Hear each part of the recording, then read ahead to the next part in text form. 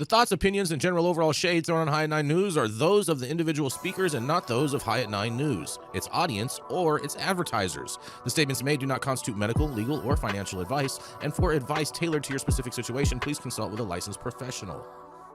Welcome to the High at 9 News Hour, where you will hear from cannabis industry experts and professionals from around the country talk about important topics while shining light on global issues and discussing cannabis as it relates to politics, regulation and reform, data and technology, science, research and medicine, family and parenting, art, celebrities and entertainment, fitness, sports, mental health and wellness, and plant-based medicines and entheogenics. Together, we are building a stronger community, fighting the stigma and creating change. With your hosts, Jason Beck and Rico Lamitte, joined by special industry expert correspondents from around the country, and daily antics brought to you by Cannabis. Coming to you live every Monday through Friday at 9 a.m. Pacific Time and high noon on the East Coast. And thank you all for getting high at 9 with us.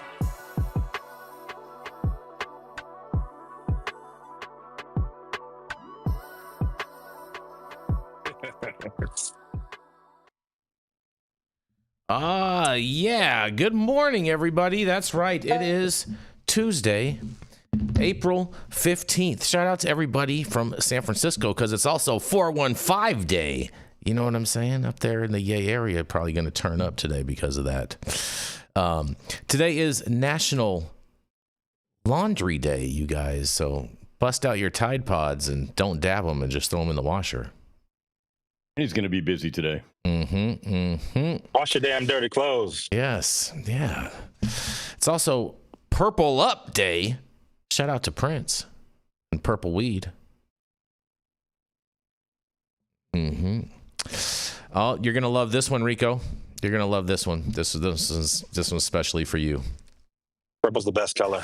National Glazed Spiral Ham Day. Glizzy up. Yeah, right? Spiral.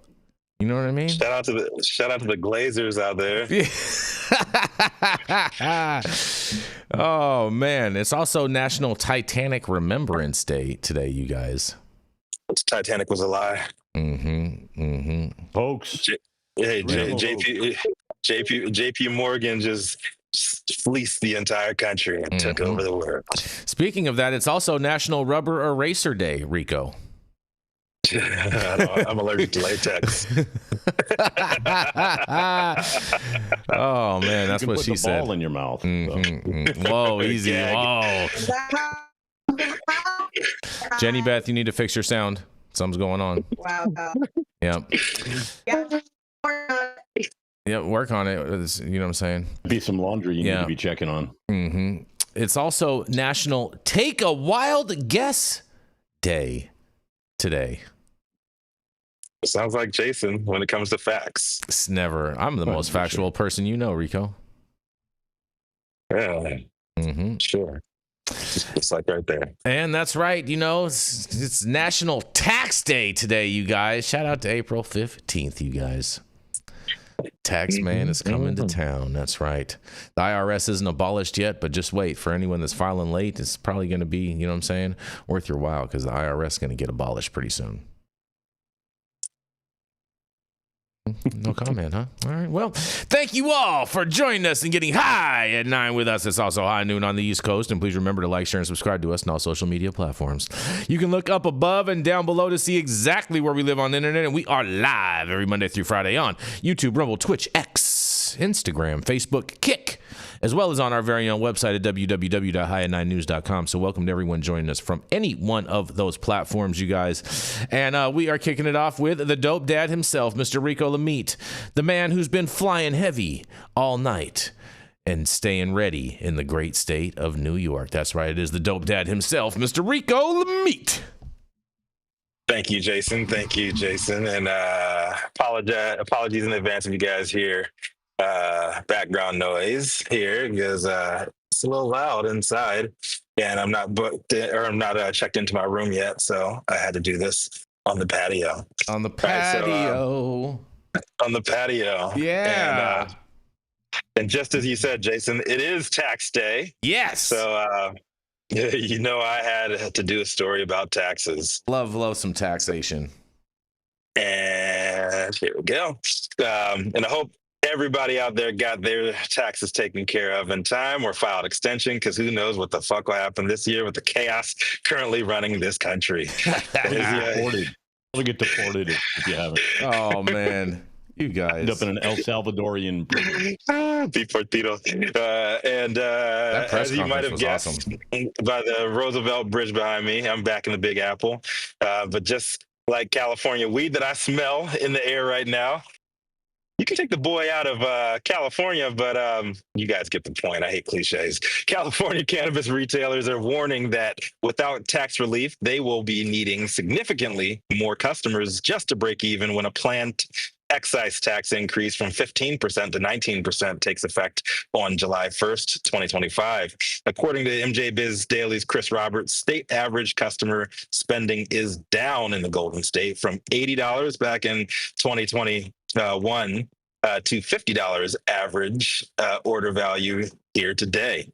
Retailers like Rami Cassis of Mission Cannabis Club, who was interviewed in this article, estimate that they'll need 200 more customers per month just to maintain current revenue, which is unrealistic amid rising competition from the cheaper illicit market. Though the cultivation tax was eliminated in 2023, the financial benefit was erased by shifting the tax burden to retailers and changing how excise tax was calculated.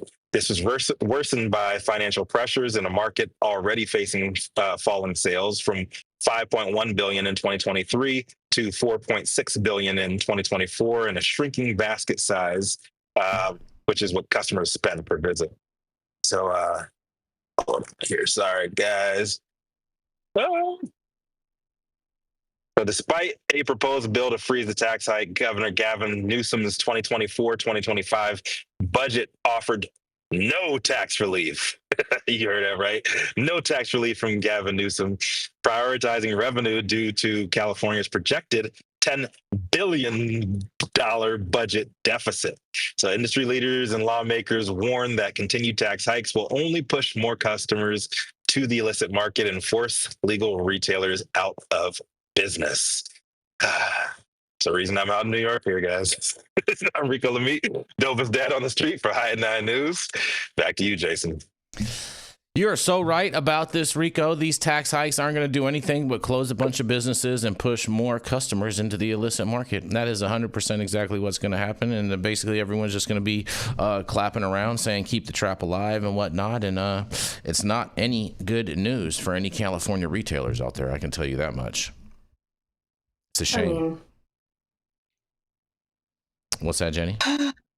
You think we're supposed to stay alive, Jason? Or you think that... Staying alive. Oh, my God. Here the fuck he goes. Alive. Well, I'd love to see Jason in some bell bottoms. You're so Jason silly. did say one good thing, which is he's right. It is clapping around because this lack of tax relief is regulatory STDs for this nascent industry. And, Gavin is not getting it, right? And what they've talked about with DCC is wanting it to its existence to be able to pay for itself, which is a wonderful model for government, and also maybe optimistic given that they are regulating something that was pre-existing, not forming something that didn't exist. And so, they've talked about how much runway they have left, how many millions of dollars they have left. The other way to create a self-funding organism within government would be to spend less, right? And so we see certain spends by the DCC that I'm not sure every legacy operator agrees with. I'm not sure any not legacy operator agrees with. Like, you don't have to have been in the trap for 25 years to understand that the government spending, especially in the state of California, is egregious, misguided, and honestly, it seems like they just throw a dart at a wall and they're like, "Ooh, let's buy those." I ain't mad at that. That's, what I'm saying, pretty accurate right there. Pretty accurate. I mean, pretty bad tax spending.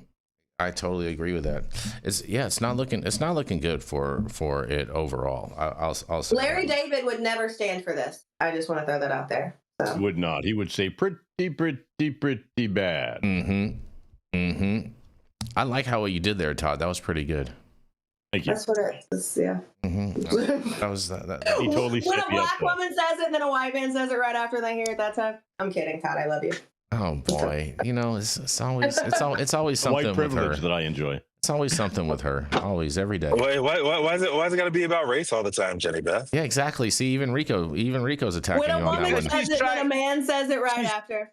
She's trying to perpetuate the angry black woman stereotype for Yeah. those white men that don't understand it. Yeah. We can take the That's race what it out of sounds like to me too, When a Yarrow. woman says it, and then, hey, like, listen, first of all, Angry. keep it fucking pushing, pimping. Todd, I Angry. love you, your shiny head. You don't have to be so. You don't have to be so aggressive, Jenny Beth. Yes, I do, or you guys don't hear me. We don't listen anyway. Yeah, exactly. Bye. Oh man. Okay. Laundry day, so I know you're going to be busy today. Yeah, I'm done playing like a Well, I racism give a doesn't bunch to exist. fold. I'm gonna hire somebody. Yeah. Mm-hmm. I'm done. You hire somebody to fold your laundry? It's 2-on-2. It's 2-on-2, Jenny Beth. Me and you versus a Lilliputian and a man on one leg and Todd. Man, I feel slighted. I feel slighted right now. Well, Jason, at least you're the one with the short legs, so you get to shit on Yarrow's shoulders. You don't have to be the bottom. Jesus Christ. Look at this diverse group. Yeah. Diverse group of stoners on this show, man. This is the DEI show. DEI at 9. Oh yeah, speaking of which, we're gonna roll into our first commercial, and we are gonna be right back before these guys get way too carried away.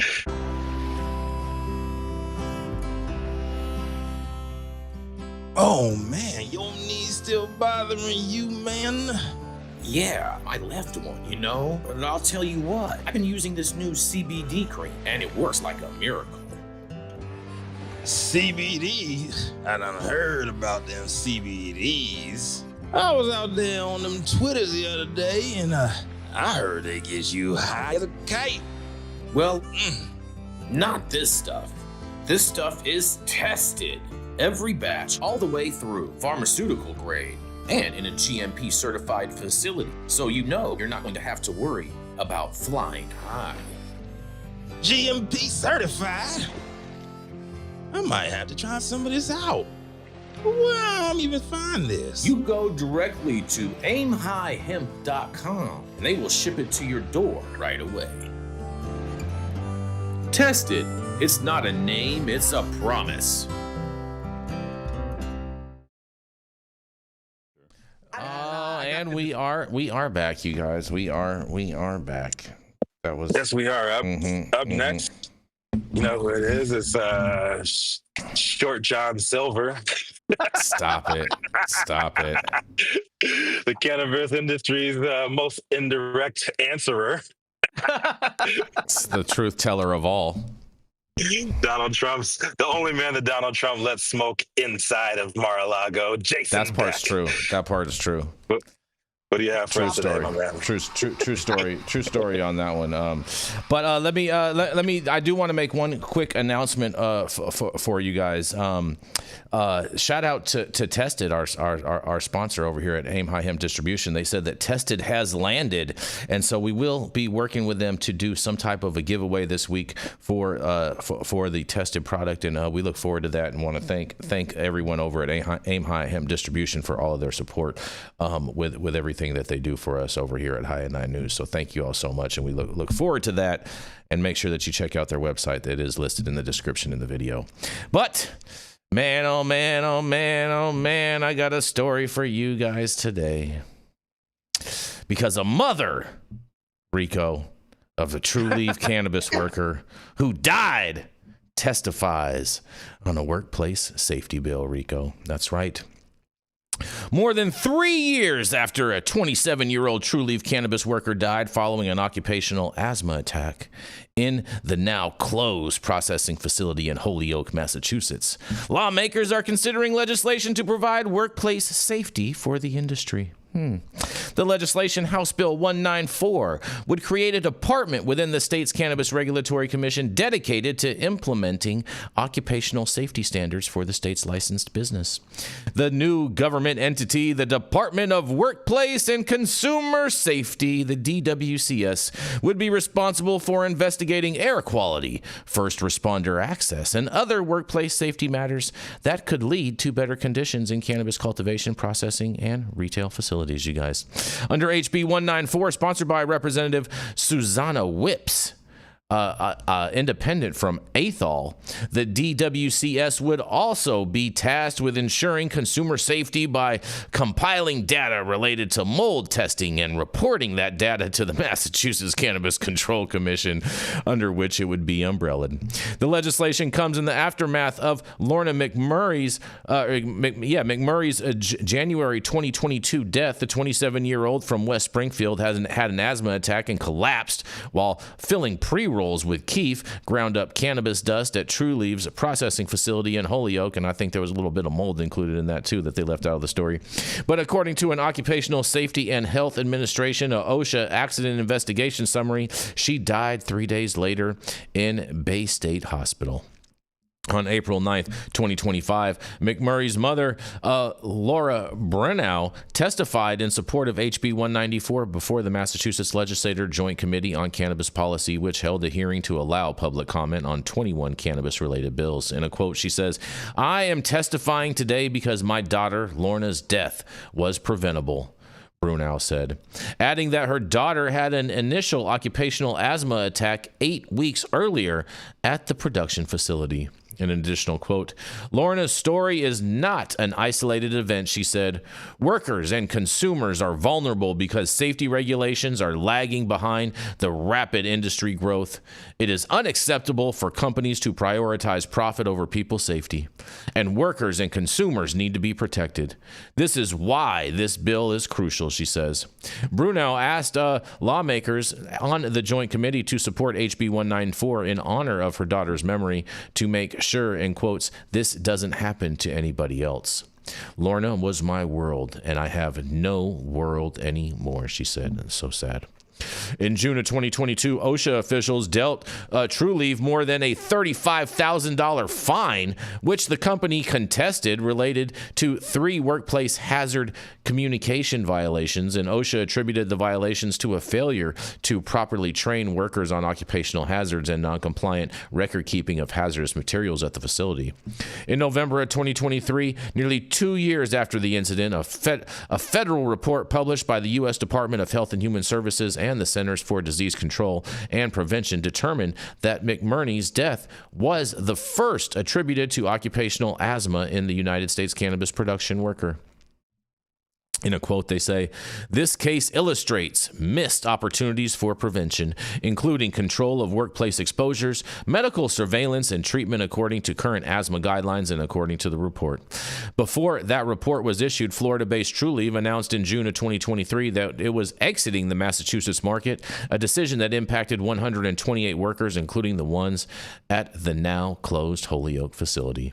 In June of 2024, Trulieve agreed to pay a $350,000 fine in a settlement with the CCC in connection with McMurray's death, according to the CCC. And in November, the CCC issued new recommendations designed to improve workplace health and safety at licensed cannabis processing facilities throughout the industry, marking the Commission's formal recognition of ground cannabis dust as a hazardous chemical that can irritate the respiratory system and expose skin. This recognition is key for cannabis companies to remain compliant with OSHA regulations. Since McMurray's death, the federal agency has cited other cannabis licenses for failing to evaluate and classify ground cannabis dust as a hazardous chemical under the OSHA hazard communication standard. And under the federal standard, employers are required to ensure proper chemical labeling on containers, provide information and training to employees about chemical hazards, and develop and maintain a written hazard communication program. And also, employers are required to provide a safety data sheet after evaluating the hazards of the chemicals they produce and communicate those hazards to exposed workers and downstream consumers. Although cannabis remains federally illegal, cannabis businesses still must comply with OSHA standards and are subject to violations. The Commission's recommendations are intended to increase awareness of the health risks associated with the industry and to enhance safety standards. CCC Chief Police Officer Debbie Hilton Creek said at the time in a quote, "We will continue to partner with licenses to appropriately and effectively communicate this message and depend on them to implement protocols that will protect the overall well-being of our workforce," she said. While the CCC, in quotes, depends on cannabis businesses to remain OSHA compliant, HB 194 would help the Commission ensure that industry workers are protected. Also testifying in support of HB 194 was Elsa Hector, one of the 4 panelists associated with the Massachusetts Coalition for Cannabis Worker Safety. She told the Joint Committee members that the cannabis workers often don't report illnesses or injuries out of fear of retaliation. In a quote, she says, "Employers have failed to protect workers, perhaps from shortcuts to maximize profit or because they need guidance on how to implement safety protections," Hector said. "The federal government will be of less help," she says. Hector was referring to the expected September 2025 closure of OSHA's roughly 5,000 square foot office building in Andover, Massachusetts, and as a result of lease cuts announced last month by President Donald Trump and the DOGE, the government efficiency branch, which is led by Mr. Elon Musk. The cuts include nearly 800 leases for federal agency office buildings nationwide, including 11 OSHA buildings in Alabama, Illinois, 3, Louisiana, Maryland, Massachusetts, New Jersey, Ohio, Oklahoma, Texas, the Associated Press reported. And while closing the OSHA's offices in Andover, one of the agency's 4 offices in Massachusetts could save more than $140,000 annually in lease payments. Some argue the move could cost more than that, with an increase in work-related injuries, illnesses, and deaths, they say.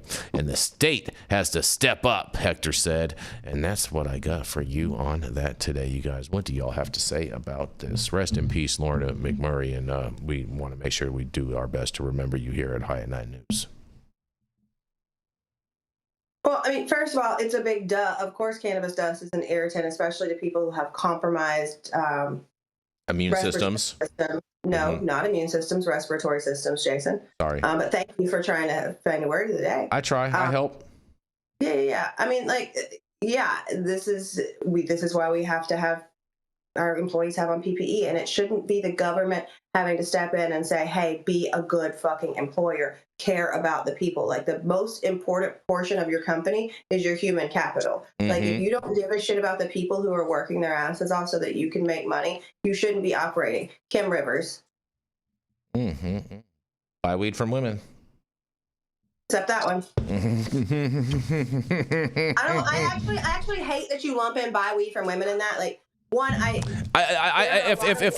think they're the hold on. I think she's the one that started that whole campaign. Hey, I'm still talking. Hi, I'm still talking. Nice to meet you. I'm Jenny. I'm still gonna finish. So women, there are a lot of women who have been in this industry and been building this industry for a very long time and have done an amazing fucking job. Let's not lump in the shit bags with something that should be actually, empowering to the women who have busted our asses and been here. First of all, Jenny, I don't say it in that context. I say it in the sense of, to my understanding, that is who started that whole campaign was Trulieve. So that's why I say it in that manner. I don't think so. I don't know. I'm with Jenny Beth on this one, but go ahead, Yara.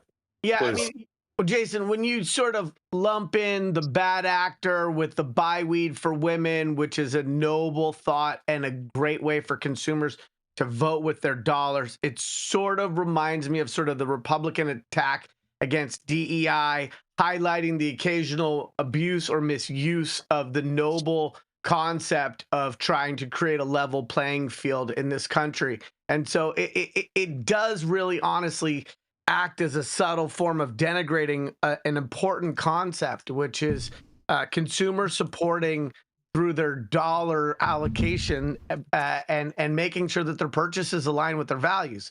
So I think on this one, it's important if you're gonna insult Trulieve that we insult Trulieve, and if you're gonna insult Kim Rivers, insult her about who she is, not her gender. Well, Thank you, Yarrow. as I said, my insults in regards to, it's my understanding that Kim Rivers and Trulieve are the ones that came up with that whole campaign in the first place, and so that's why I say it in that manner. It's not to don't bring up. Yeah. There's no need to bring up the whole woman side of that. This is what Yarrow said. I heard what Yarrow said very clearly. Going with a scalpel, not a chainsaw, like your boy Doge over here. So speaking of that, a couple of things on this one. When we first reported on this story, I think this was right when we started my High at 9 News, and we had some inside scoops on this, and the story like mysteriously disappeared off of Leafly. It was a crazy thing because this was like the first official death by cannabis that was on record. It's really fucked up. I hope that Lorna's mother gets a little bit of closure, a little bit of solace from this, and knowing that her memory will live on, and hopefully, if this goes through, that others will be helped, because OSHA was already suppressed, and now Doge is in there, is suppressing OSHA's effectiveness in the state even more so. The fact that Trulieve was the one that was out there lobbying for no unions and everything in cannabis, and then they just jumped out of the state. Like, a person died because of their mismanagement of a facility, right? And it said that OSHA fined them. They got their fine reduced from $35,000, which is already a joke, down to $10,000. I know. And then this whole $350,000 triple C settlement. Like, a person fucking died. Yeah. And why is that money? That ain't shit. And then they took and put how much money? Like $50 million into a failed ballot initiative into Florida. I want to know. I really do hope that this goes through and shit like that never ever happens again. Not only is it a stain on the cannabis industry, it does look bad on the cannabis industry and how things are handled out there. It just looks bad on humanity. Right? Well, you're so right about all of that, Rico. But my thing is I don't understand why the state is going to put a fine that high and just put that money into the system. I think that all that money, or even more money, should be going to Lorna McMurray's family for the loss of their daughter. And I haven't seen any report from anywhere on anybody reporting in regards that Kim Rivers contributed X number of dollars to the family, paid for the funeral, anything like that at all whatsoever. And so that to me is the part that really bothers me more than any of it. Well, they put $1 million in the initiative to get it passed. Yeah. Right? Well, money left over. No cleanup marketing money. What I could say in regards to, gotta choose my words carefully here, in regards to situations like this, it may have happened, and that's the reason why we haven't heard anything about it. Like, I truly most likely did something behind the scenes and did not want to make a big fuss about it, because that would make it make people performative. Yes. Not only would it be performative, but if they spoke out about it, the family spoke out about it, that would negate their rights to whatever settlement was reached behind closed doors. So they had a gag order on their settlement, you're saying? Yeah, but she might not have been able to testify if she signed it to the DA. That's what I'm saying. Yeah, that's what I'm saying. Like there's too many. I'm familiar with shit like this. Just put it that way. Yeah, we're making a good point. We're railing against what we see publicly without knowing what is being done that we don't see publicly. So I mean, we rail on this show. That's what we do. Yeah. Right. We don't know. Until I see something publicly, it hasn't happened. Yeah, I think that no, dude. I think that might be exactly what's happening, and that's why the family is railing against the state and not against Trulieve. You don't really hear them saying much publicly about Trulieve because most likely something was reached behind the scenes between them. And but that's American society. I totally that's understand. America. That's like America. Doesn't make it any better. The fact that they did a little PR. It doesn't make it better at all. No, it doesn't. People some money, like. No, it doesn't make it better at all. And that's the fucked up part about American society is shit like this goes down, and then you can't speak out against it, against big corporations and everything, and then it happens again. Mm-hmm. Well, and that's the problem with. Well, listen, as a mother, and I'm not gonna, when I look at losing a boyfriend or something, I'm like, yeah, cry on a yacht than a dinghy. If I lose my child, I don't give a fuck if I'm crying and owning the entire country of Dubai. There is no price point that is going to make me shut my fucking mouth and risk that another mother might have to go through this because I can no longer speak out about that company because we had a handshake behind the scenes. Mm-hmm. So that is just the frustrating part to me. But it's I'm right with you, Jenny, about this. Very, very frustrating. As a father, I'm in the same boat as you. But all I can say is, like, we have no idea what kind of settlement was reached behind the scenes, what kind of deal was done behind the scenes there, and we have no idea what kind of financial position or life position that her family was in for them to take a deal like that too. It's sad, but that's capitalist society. And everybody processes grief differently. Very differently. Whereas you may be loud about your grief to make sure someone else doesn't. Somebody else might be very quiet and not want to talk about it, and so. That's the other thing we need to remember is that people process deep emotional trauma in different ways. It'd be near impossible for us to know enough about these parents to know how they would choose to process their feelings around this casualty. Yeah, it just sucks. It sucks for everybody involved. And it sucks for society. Like that was my point with my comment on it. It sucks for society that it's come to this, and you have them speaking out. I just hope that Lorna's legacy can be protected, and she can go on. If this bill gets passed, she can go on and protects other workers after her passing. 100%. Mm-hmm. And shout out to Moy Freestyle with a super chat in the super chat, and so people may want to check it out. I'm not going to read it, but you know what I mean. Yeah. Mm-hmm. I'm gonna try to be nice and polite today. It's Tuesday. I'm gonna check and see who liked it. Which one of y'all? I hit like on it. Yeah, of course you did. Of course I did, without a doubt. And I'll just challenge. Speaking of hitting like, if you want to fight, you can see why I get away with what I get away with. Speaking of hitting just because my cup of coffee is kicking in pretty strong. I love it. Here we go. According to the internet, which we know is a place for misinformation, the buy weed from women logo or saying was invented by created by a woman named Jasmine Mance, who is a black woman from New Jersey. So interesting. All right, well, I stand corrected. My bad. Doesn't mean that Kim Rivers wasn't behind the scenes pulling the strings. She very well could be. She probably put all the marketing dollars into it. But it would appear, if the internet is correct on this one, that this is not just a noble saying and a noble thought, but from a noble entrepreneur from near Newark, and that we need to remember that it's good to fact check everything we think we know, and the more we think we know something, the better it is to fact check. I stand corrected. I'm fine with that. I ain't got no problem with that. I'm a big boy. I'm you know what I'm saying. I'm here for the truth.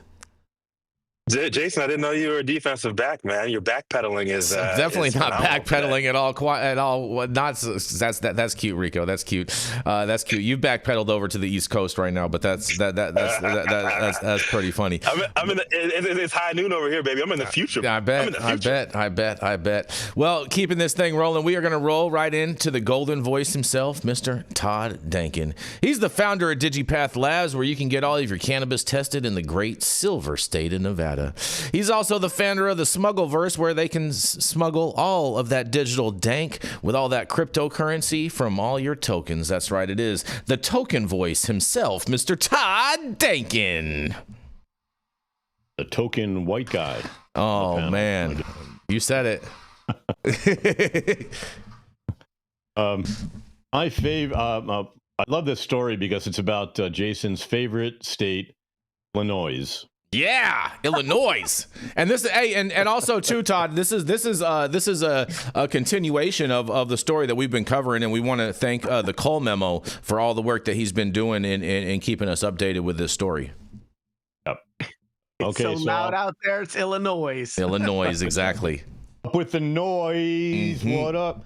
So, Illinois Senate passes bill to stop police from using smell of marijuana, justify vehicle stops and searches.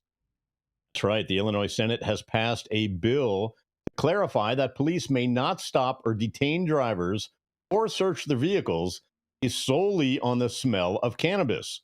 It would further remove a requirement that marijuana transported in odor-proof containers. Measure SB 42 is intended to address a state Supreme Court ruling late last year. Said police are justified in searching a vehicle if they smell raw marijuana.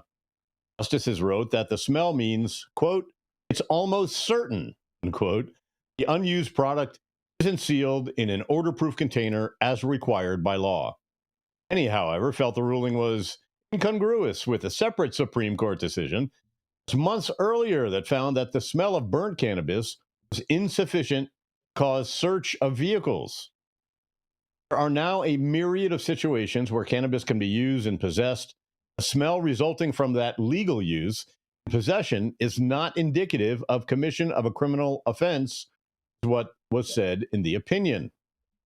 Senator Rachel Ventura, a Democrat and the bill's sponsor, said rulings gave a conflicting directive between raw and burnt cannabis, shifting a huge burden to law enforcement to know the difference. This bill aims to bring a clarity by directing law enforcement to consider all factors, not just odor, in deciding if the law has been broken. Said in a press release on Friday following the Senate's 33-20 vote on the measure a day earlier. Peter Contos, Deputy Director of the Cannabis Equality Illinois Coalition, called the bill, quote, another step forward in modernizing Illinois cannabis laws.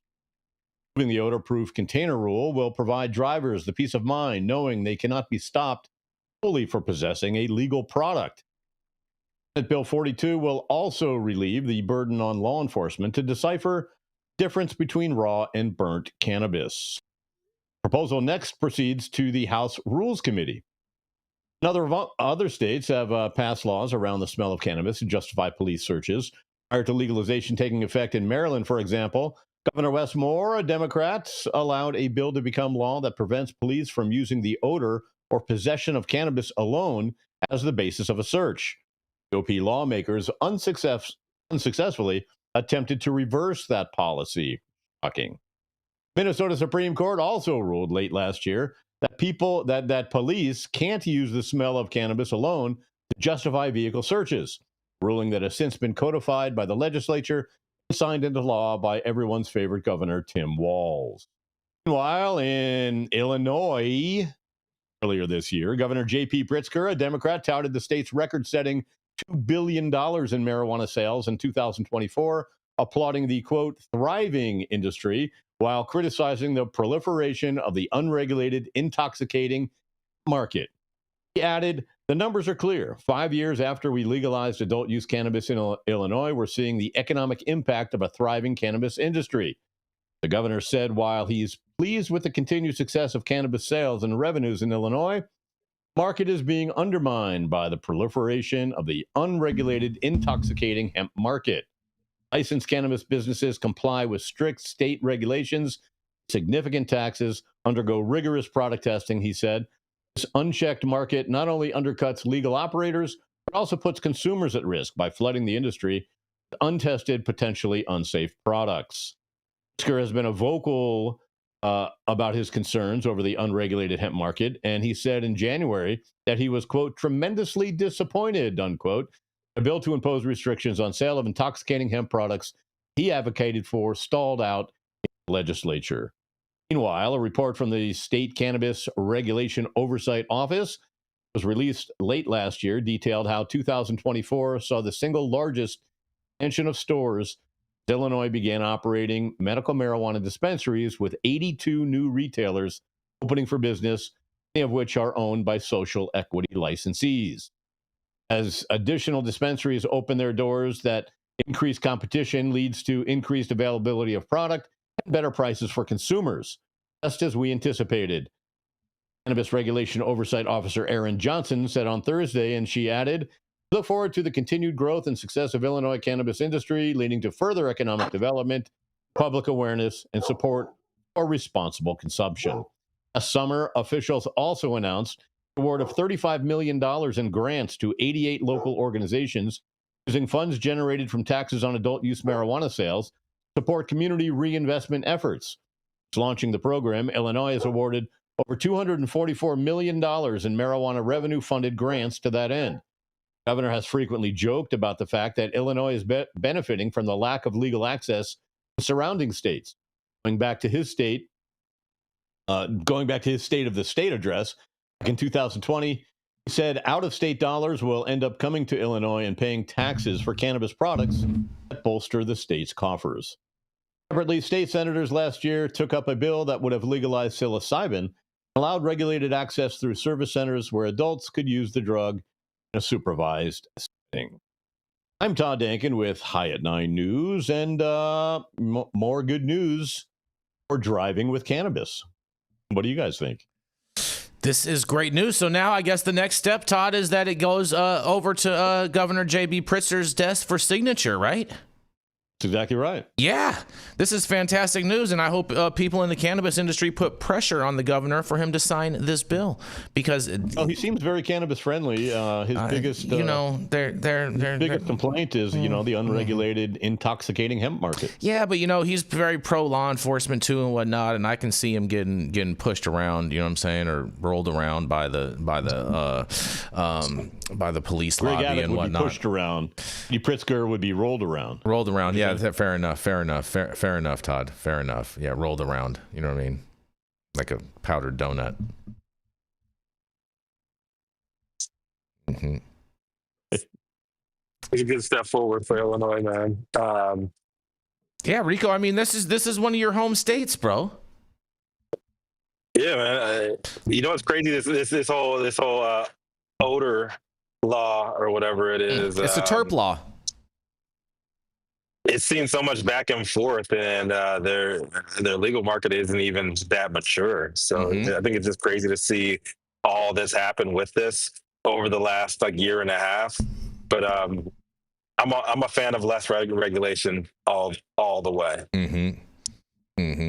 I really hope that this bill goes through. I know we're going to continue to cover this bill all the way through to see what the governor does, and I do want to encourage anyone in the state of Illinois, any constituent out there, that make sure that they call the governor's office and encourage him to sign this and get this done sooner than later. What do you got to say on this, Yarrow? Muted, Yarrow. Yeah, you're on mute, Yarrow. Your dog was making all the noise. Substantial. Okay. I mean, we've covered this as a recurring theme on this show, and I think it's one of the canaries in the coal mine for the normalization and destigmatization of cannabis. We also know that it's been the preface, or the pretense rather, probably for a lot of questionable stops and a lot of questionable searches. And so taking this in this quote unquote inexact tool away from law enforcement as a pretense for searching vehicles is a sign of cannabis being accepted and the rights of cannabis consumers being codified, really. And so I'm not mad at this at all.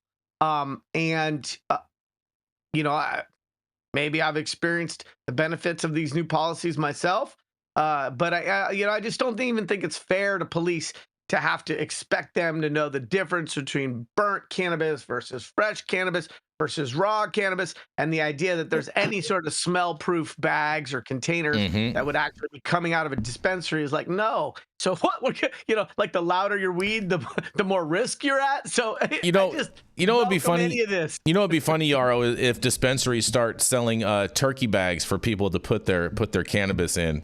That would be the funniest right there.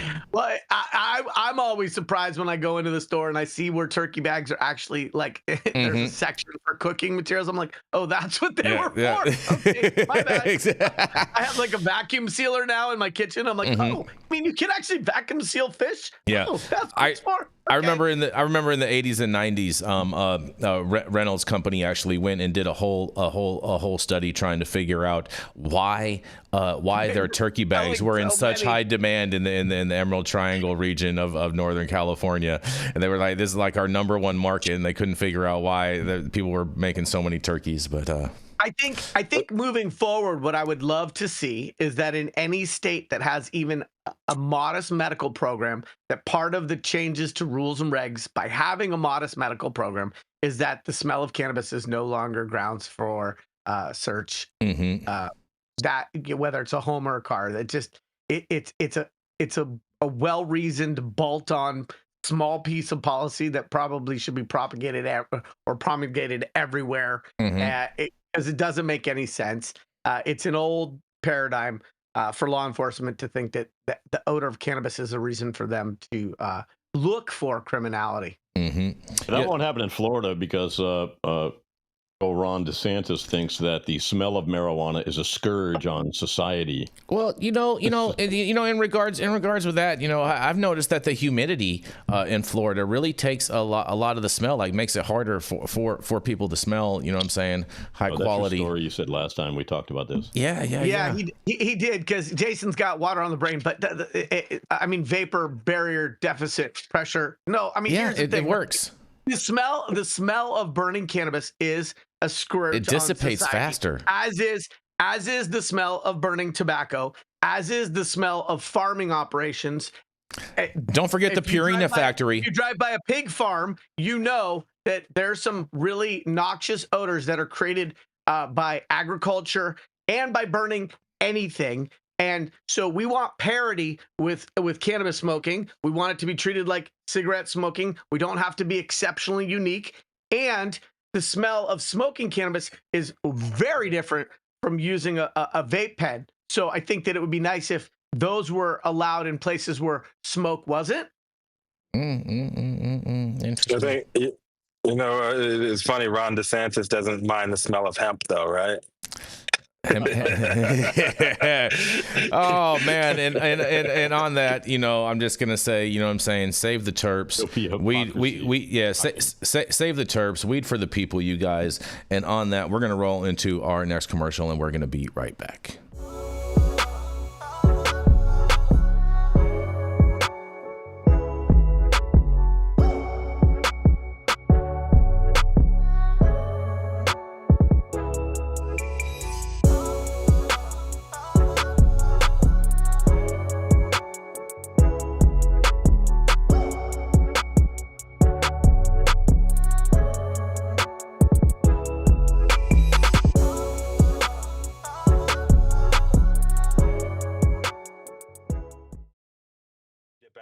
We got you. We are back, you guys. Stop whatever you're doing. Make sure you smash that like button. I know we'll appreciate it. You'll appreciate it, and YouTube will appreciate it. Also, make sure you subscribe to the channel if you haven't subscribed already. And all of the articles that we cover on today's show, you can read directly on our website at www.highat9news.com. Rico, take it away, my friend. Yes, I just wanted to remind everybody, especially the Los Angelinos out there, to make sure you guys hop out to City Hall tomorrow and support the social equity warriors that are still in the game and if you can't be out there physically, reach out to your local representatives and tell them to vote yes for the Cannabis Equity and Market Stabilization Act, which is aiming to address many of the social equity ills. What's in the bill is retroactive tax credits for businesses hurt by years of the Los Angeles City delays. There's an equitable tiered tax structure that levels the playing field for equity operators. There's actual tangible equity program reform within that bill. It's reinstated and it's reinstating enforcement against illegal operators, and I'm holding accountability for landlords who enable the underground market. So if you can be out there, show up tomorrow morning, 8:30 a.m. at City Hall in Los Angeles. That's 200 North Spring Street, Los Angeles.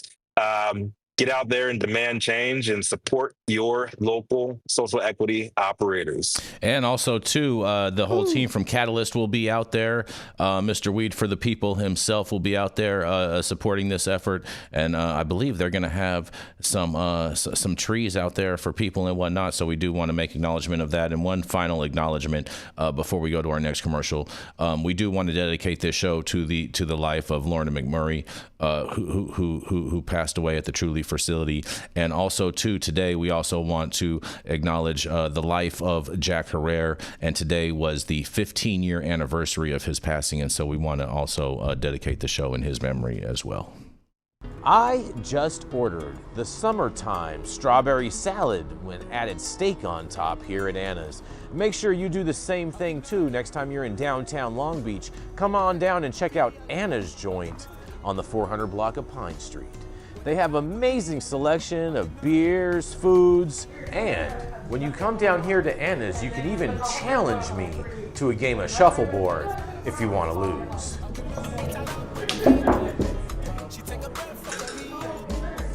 Did you get that?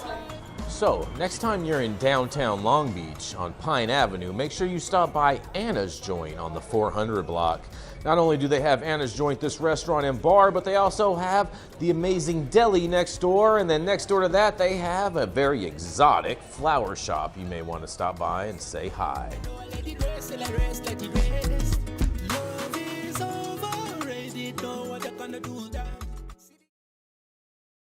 And we are back, you guys. And yes, Yarrow, when we go into your store, you can say something like that if you would like to. I have no problem with that. Jason has no balls. But up next, we've got Cannabis, industry's favorite soundbox in the South. She's the founder of Kind Cannabis Consulting, just serves 501c3. Here to break us off with our first story of the second half of the show, Jenny Beth Dills. Okay, super fun. I actually love, that's my favorite intro you've ever done, Rico, just because that first little quip at the beginning. Oh my goodness. And Yarrow Oh my goodness. Before his story why that comment made sense. Also, another fun day today is Made in Italy Day. It celebrated April 15th, the birthday of Leonardo da Vinci. It was established to honor Italian creativity, craftsmanship, and innovation. So it highlights the global impact of products and ideas born in Italy. So there you go. There's your Italian history for the day. Now you've learned something, Jason. I love it. Yeah. So, yeah. Rico, that was amazing. I love you. All right. So back to Missouri and the failure that is Missouri right now. Missouri's cannabis regulators have revoked 25 more microbusiness licenses, which brings the total to 34 pulled from a program meant to support disadvantaged entrepreneurs. Guess what? Social equity. The state's division of cannabis regulation says most of the latest revocations were due to the license holders failing to prove that the businesses were majority owned and operated by eligible individuals, which is the problem with social equity. Since its launch in 2023, the microbusiness program has faced scrutiny over allegations of predatory behavior, where well-connected investors allegedly recruited eligible applicants to front their businesses while contracts limited those applicants' profit and control. I personally know someone who was reached out to by them, and they were really stoked to get involved with that, and I'm like, shame on you, as someone who I just got out of a predatory contract. 16 of the newly revoked licenses are tied to cannabis investor Michael Hallow, who says he plans to appeal the decision. Hallow is connected to over 700 of the 3,600 applications submitted since the program began. Bet this is the same guy that talked to old buddy I'm referring to. 4 more licenses tied to investors David Brodsky and Scott Wooten were also revoked for what regulators call misleading ownership agreements. 6 state officials say these revocations follow a 6-month investigation and that new rules are on the way to combat ongoing abuse of the microbusiness system. So this is a problem that we see in every social equity market. And it's frustrating. And I will say, like, Missouri, good job on like actually catching it right away and doing something about it, because most people are like, oh, that's a business dispute. We're not going to get involved. The city or the municipality or the state is not going to get involved in your business dispute. It's not a business dispute. It's enforcing the rules and regulations that were set forth by the authorities that be. So if you're not willing to address those regulations or regulate on them, step aside and let somebody else do it. So I'll throw it back to you guys, but this one obviously pisses me off. But if you know anything about dealing with social equity operators, I think it says a lot that one guy that I literally had just gone through a $2.5 million lawsuit with, trying to get him out of a predatory agreement, was super stoked to put his hat in the ring for this one. So it's very frustrating, and we'll see what continues to happen. But at least Missouri is trying to do something. So Jenny Beth, this is a follow-up story from your story yesterday, right? In regards with the recalls, and that's why these people are getting all their licenses revoked? No. Okay. This is just another failure in Missouri. Another failure in Missouri. Yeah, okay. That one was because they were letting someone operate in their facility, and inversion was a part of that. Mm-hmm. This is a follow-up to a story I did a few months ago about the theft of equity with this group in Missouri. Got it. Thank you for the clarification, Jenny Beth. Yarrow, what do you got to say about this? You're on mute. No real comment. Oh, okay. I mean, I think that all that really matters to me is that there's a due process that is slow and thorough to allow permit holders to get things in. I can tell you I've been asked for a ton of stuff as a recipient of equity grant funding that has asked me to produce work material above my pay grade, like computer login receipts and things like that. And so I think once you give out a permit, you need to be governments need to be very slow and methodical before any sort of revocation action. I don't have enough information to know how much time they gave, what they asked for, et cetera, et cetera, et cetera. In theory, it's great that regulators are cracking down on people who are trying to game systems. So, but this isn't my home state. This isn't the market I focus on much. So I don't really have an opinion. I mean, there was initial 6 months process. This is another 6 months that they've gone through. But the fact that this one guy is tied to 3,600 applications. Yeah, that's a lot. There are 3,700 of the 3,600, I believe. This isn't the people. This isn't the people from what is it, Pasadena? The Joneses, is it? No, Jason. A guy named Michael Harlow. Okay, all right. Come on, Jason. Just asking. 2 ears, one mouth. Just asking, because I remember they had something to do with the Missouri social equity thing too. So I'm just making sure that it's not them. The Joneses just sued. They didn't do this. Okay. But I think that the thing that stands out to me, Yarrow, is that the reason why these licenses are being pulled back is because they were very dishonest in who was actually operating and what the ownership structures were. And we know that those agreements all the time, like your agreement is whatever, your equity allocation form that you submit to the government, and what that actual straw agreement is behind the scenes is often very different. And so, you've seen those go wrong. I've seen those go wrong, but 700 is pretty insane. Insane. Yeah, I mean, it's somebody who's obviously gaming the system. It's also I don't want to discourage somebody who's very bullish on investing in cannabis in general, because there's not enough of them. But when you see these statistics, these numbers, the number of applications where he was involved, the number of revocations where he's been involved, both before this recent article and 16 of the 22 or something like that.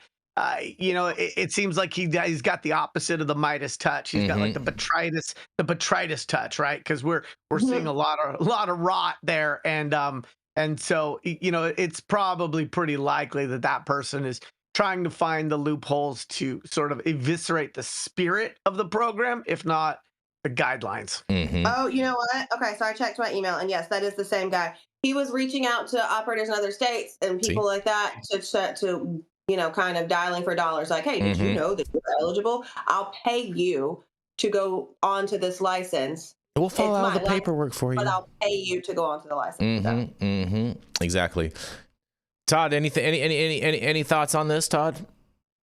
Okay, it's the regulator's job to prevent all of this stuff from happening, so they should do a little more diligent work Yeah. Right. And notice that one guy's name is on 700 applications. It's you it's think just they so blatant. exactly? You think they get it eventually?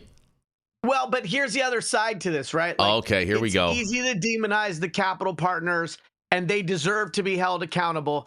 And if you look at this article and you click on the hyperlink for this investor, it brings you to another article where somebody is complaining that they didn't closely read the 40-page contract that they signed with him, and says that he said something that was inconsistent with the contract. And I am, as much as I am sick of predatory investors, I am equally as sick of people who say they didn't read 40 pages when they were entering into a business agreement. And so I think we need to make sure we have omnidirectional accountability. Yes, there are predatory people. And if you act like prey and then you get preyed on, I feel sorry for the prey, but not as much as the people who actually took the time to read the 40 pages. And so people need to start owning the outcomes for their business relationships by putting the work in and not being lazy. 100%. I'm saying it's a regulator issue. It's a regulator issue. How does when he's on 10, his name is on 10 applications. Why doesn't that throw up a red flag? Got to wait till 700 and then exactly. people get hurt? I agree with you, Todd. It's like, what's the point of no return? You know what I mean? Like, where we draw the line? 10, 20, 700? Apparently not. I mean, it is so hard to get a frickin' license, right, in any of these jurisdictions. You literally have to turn in, your firstborn and where you went to elementary school and, complete financials. I don't know how someone scams 700 fucking applications. That's that leads me to believe that there's someone on the inside taking some of that money. It's a copy and paste. So at that point, it's a form letter. They're literally just switching out applicant names on the documents that they've already created. And that's a large issue as well, especially if you're looking at things like a merit-based application process, right? So like my SOPs, my community improvement plans, my things like that. And you're submitting it over and over and over again. And I think that comes down to the people who are evaluating these applications. Like, it's not hard to put a name into the system and say, hey, I also hear what Yarrow's saying. Operators, you need to pay attention. And I understand that you may have never had $250,000 before, and that's exciting to you. But if you're looking at $250,000, it's worth $200 to have an attorney review this contract for you before you sign it. Without a doubt. And even if you don't hire an attorney, read your stuff. Honor the opportunity. Don't be lazy. There are predatory people that rely on other people being stupid, not doing, but stupid, but also not doing the work. Like, if you get a contract, you read it, and then you highlight anything you don't understand because it's either in Shakespearean legalese or because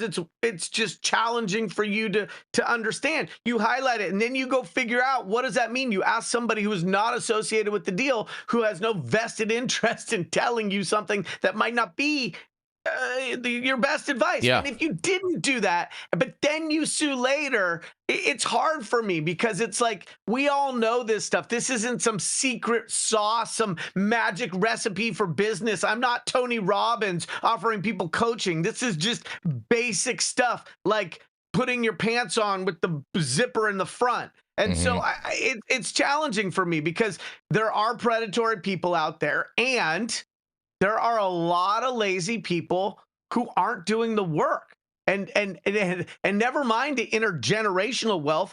I don't know of much wealth unless you're in the lucky sperm club and you've got nepotism times a million. I don't know of a lot of wealth that is created without work. So do the work.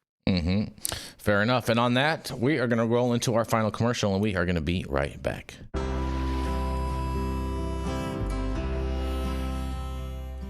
Oh man, your knees still bothering you, man? Yeah, I left one, And I'll tell you what, I've been using this new CBD cream, and it works like a miracle.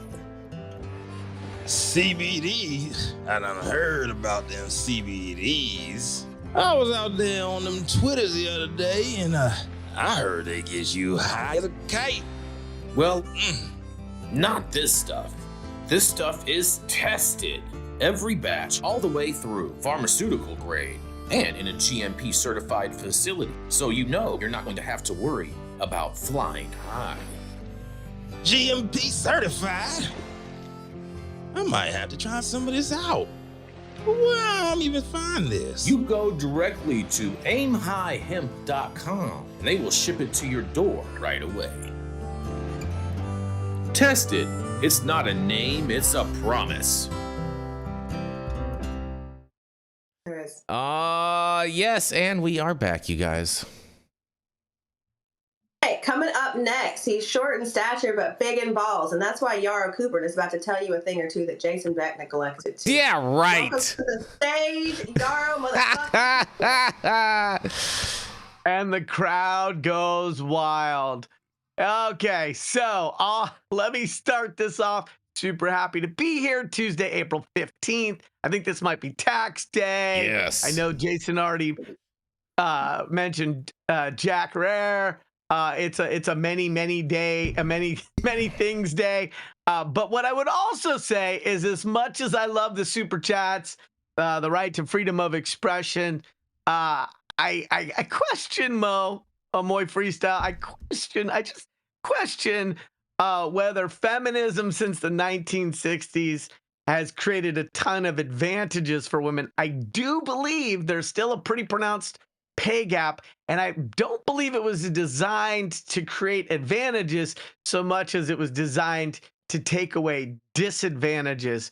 So if we think about the fact, and I always think about the world through real estate, if we think about the limitations on women's real property rights that extended way beyond the 60s, I would just say that feminism's not a dirty word. Find the part of it you can embrace.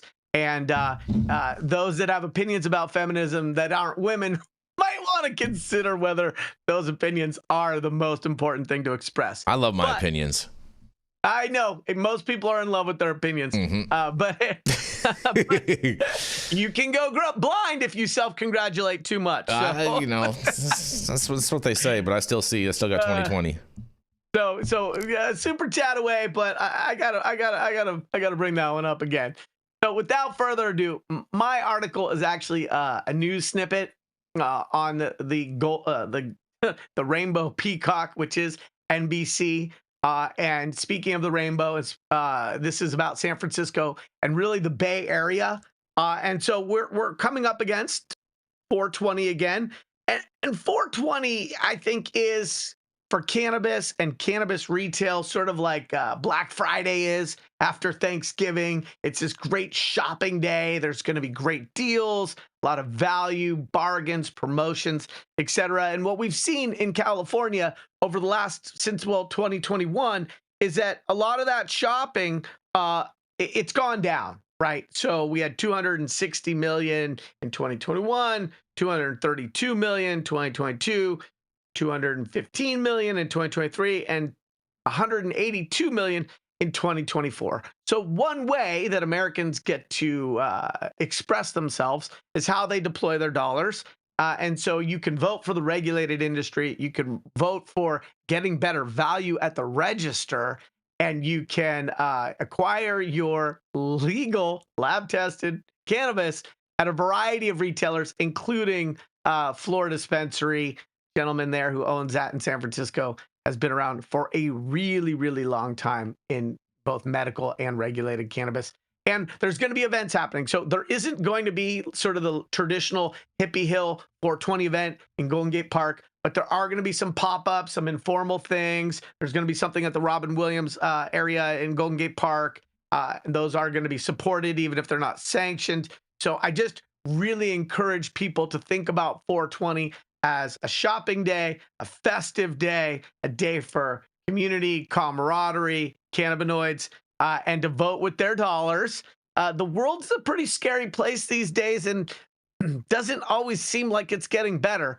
So I think we all, as a society, deserve the occasional calendar-sanctioned day to just chill out and have a great time. So go spend some money in the dispensaries. Have a great time this coming week on 420. This is Yarrow Kubrin at 9 News. And pick up your fucking trash afterwards, you dirty hippies. Yeah, exactly. Stop making such a Easter mess. eggs be filled with weed. Hippie's not a bad word either, okay?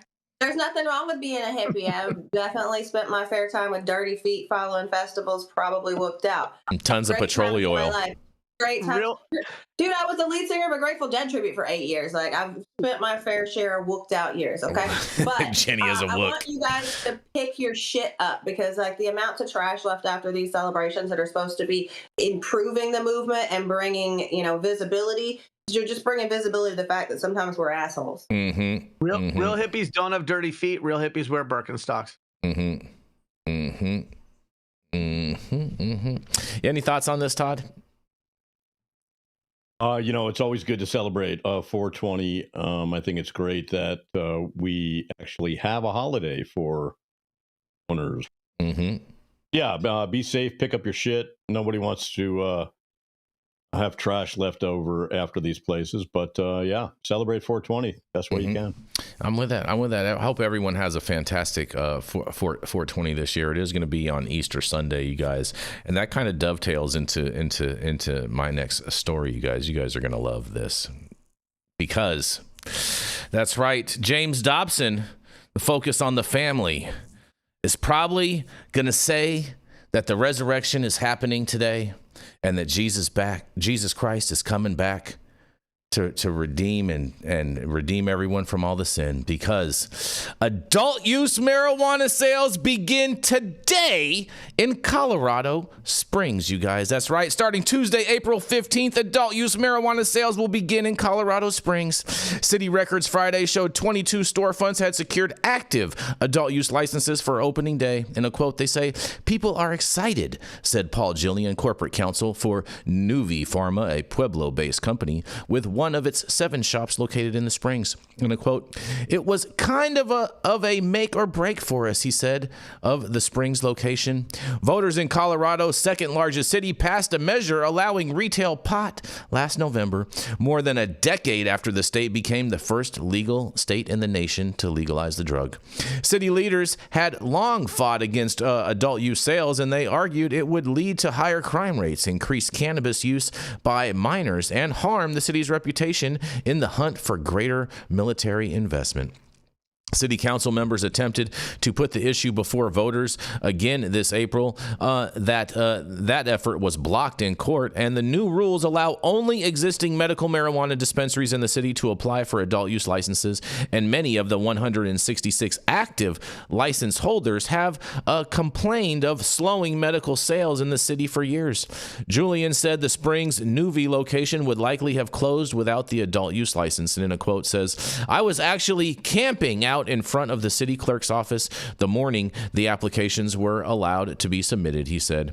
Pure Cannabis has been operating medical cannabis dispensaries in the city since 2009, and general manager Carly Veneram said she has hired close to 40 new employees in the last 2 weeks to prepare for the shift to adult use sales in their 3 stores. In a quote, she says, "It's a little overwhelming," Varnaham said, "and it's been a really long, hard fight, and we're just excited it's finally come to fruition," she says.